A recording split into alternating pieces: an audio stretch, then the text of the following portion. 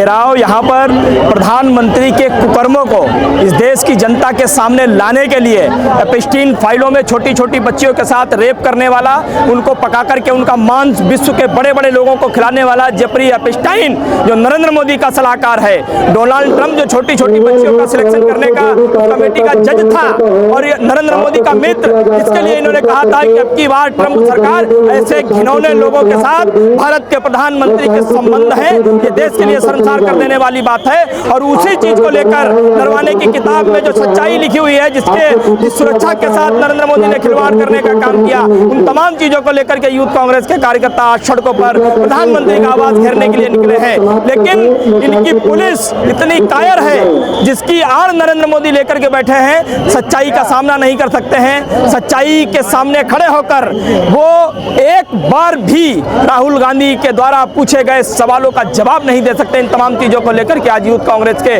करोड़ों हजारों लाखों कार्यकर्ता सड़कों पर निकले हुए हैं। जवाब कहां से देंगे जो पूरी तरीके से कुकर्मों में लिप्त हो, देश की सुरक्षा के साथ खिलवाड़ कर दिया हो, ऐसा व्यक्ति जवाब कहां से दे पाएगा? जिसने इस देश की सुरक्षा के साथ खिलवाड़ किया, इस देश की महिलाओं के साथ खिलवाड़ किया, किसानों के साथ खिलवाड़ किया और सबसे बड़ी बात देश की सुरक्षा के साथ खिलवाड़ किया, ऐसा व्यक्ति कहां से जवाब दे पाएगा? उसी बिल्कुल जायज है। मीडिया का जो चरित्र है, दोहरा चरित्र, आज वो खुल करके सामने आ गया, क्योंकि आज फंसने वाला कोई और व्यक्ति नहीं है। मोदी मीडिया के पापा हैं, जिनके लिए ये रोज शाम को कथा पढ़ने का काम करते थे, मुर्गे लड़ाने का काम करते थे। आज पूरी तरीके से गोदी मीडिया में सन्नाटा पसरा हुआ है, क्योंकि पापा ऊपर से नीचे तक पूरी तरीके से घिरे हुए हैं। चाहे देश की सुरक्षा की बात हो, चाहे एप्स्टीन फाइल की बात हो, नरवाने की किताब की फाइल हो, और चाहे संसद और सड़क की बात हो, हर जगह से इस देश का प्रधानमंत्री पूरी तरीके से घिरा हुआ है और फंस चुका है। देखिए, इस देश की गोदी मीडिया अलग अलग तरीके से अब कोशिश कर रही है कि किस तरीके से जाति का मुद्दा लाया जाए, धर्म का मुद्दा लाया जाए, टैक्स का मुद्दा लाया जाए, तमाम तरीके की चीजें ये मीडिया लाने की कोशिश करेगी, क्योंकि इनको अपने पापा को बचाना है, नरेंद्र मोदी के कुकर्मों को छिपाना है, इनके काले कारनामे जो पूरे दुनिया के सामने निकल करके आ गए हैं उनको छिपाना है। ऐसी तमाम कोशिशें ये गोदी मीडिया करेगी और आप देखते रहिए। और पूरा देश का चौथा स्तंभ गोदी पत्रकारिता कहा जाता था, लेकिन पांचवा स्तंभ इस जनता ने स्वयं खड़ा किया और वो सोशल मीडिया है। मैं अपूर्व जैन मध्य प्रदेश से प्रदेश महासचिव के पद पर नवनिर्वाचित हूँ। आज का ये जो प्रोटेस्ट है, ये हमारे देश के यशस्वी प्रधानमंत्री 56 इंच का सीना लेकर जो घूमते हैं, जो ट्रंप से, अमेरिका से कॉम्प्रोमाइज होने के बाद सदन से वॉकआउट करते हैं, मुद्दों पर बात नहीं करते, जवाब नहीं देते। आज पूरे भारत की युवक कांग्रेस यहाँ पर सिर्फ इसी चीज़ के लिए इकट्ठी हुई है कि आखिर ऐसा क्या कारण है कि आप महीनों पुरानी ट्रेड डील जो अटकी पड़ी थी वो चंद घंटों में कैसे संभव है? आज आपने भारत के किसानों का हक बेच दिया। एप्स्टीन फाइल्स में नाम आने के बाद आज आप सदन में खुल के बात नहीं कर पा रहे एप्स्टीन के बारे में।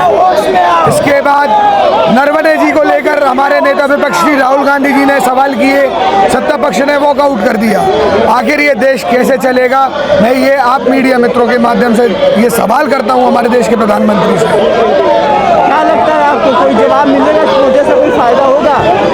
इससे बस ये हो सकता है कि ये जल्द से जल्द इस्तीफा दें और अपनी गलती स्वीकार करें।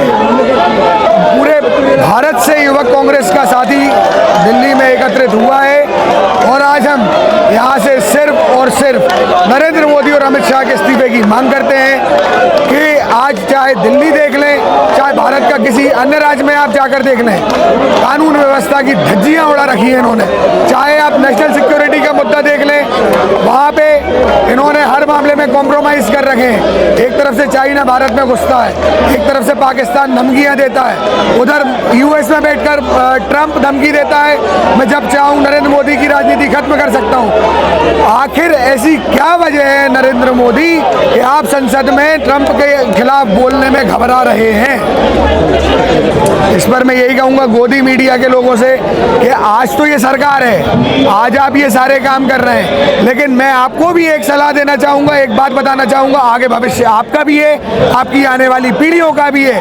आज आप अपना भविष्य तो दांव पर लगा ही रहे हैं, साथ ही साथ अपनी पीढ़ियों का भविष्य भी गर्त में डाल रहे हैं। अगर आप आज आवाज़ नहीं उठाएंगे तो शायद कभी आवाज़ नहीं उठा पाएंगे। ये गवर्नमेंट पूरी सेटलमेंट पे चलने वाली गवर्नमेंट है, चाहे इस देश में कानून व्यवस्था लागू करने को लेकर हो, चाहे मीडिया के मैनेजमेंट को लेकर हो। आज आप एक बात देखें, मनरेगा का इन्होंने नाम बदल दिया। एक नाम बदलने को लेकर इन्होंने अरबों खरबों रुपया खर्च कर दिया। मीडिया को पैकेज देने के माध्यम से, ऐड लगाने के माध्यम से, जगह जगह अपनी बात पहुंचाने के माध्यम से। और आपने किया कि एक षड्यंत्र के तहत मनरेगा को भगवान राम के नाम पे कर दिया कि जिससे कोई आवाज़ ना उठाए। मैं ये पूछना चाहता हूँ कि आखिर ऐसी क्या आवश्यकता आन पड़ी थी कि आपको मनरेगा का नाम बदलना पड़ा? क्या आप भी गांधी विरोधी हैं? इस बात का मैं आप इस सवाल को मैं पूछना चाहता हूँ। हम प्रोटेस्ट इसलिए कर रहे हैं कि प्रधानमंत्री जी जनता के सवालों का ना जवाब नहीं दे रहे। तो हम यूथ कांग्रेस के माध्यम से जनता के सवालों का जवाब मांगने के लिए आज हम यहाँ पे आए हैं। ये बहुत शर्मनाक बात है भारत के लिए। भारत की जो प्रतिमा आज तक नेहरू गांधी के समय पे जो उच्च स्तर पे थी, आज ये ऐसे चीज़ में नाम आने से जो जिस प्रकार प्रतिमा मलिन हुई है, ये सच्ची में खेदजनक बात है। इससे भारत की जो प्रतिमा मलिन हो रही है दुनिया में, इससे गलत भारत के साथ नहीं हो सकता था। हमारी डिमांड ये है कि प्रधानमंत्री जी हमारे पूरे सवालों का जवाब दे, जो आरोप उन पे हो रहे हैं वो सवालों का जवाब दे।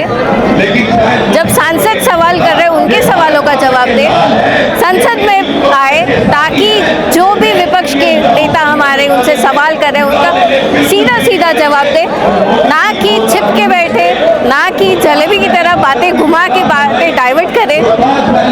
हम चाहते वो स्पष्ट रूप से उनका जो भी मत है वो जनता के आगे रखें। कहाँ से ये प्रोटेस्ट करने के लिए आए?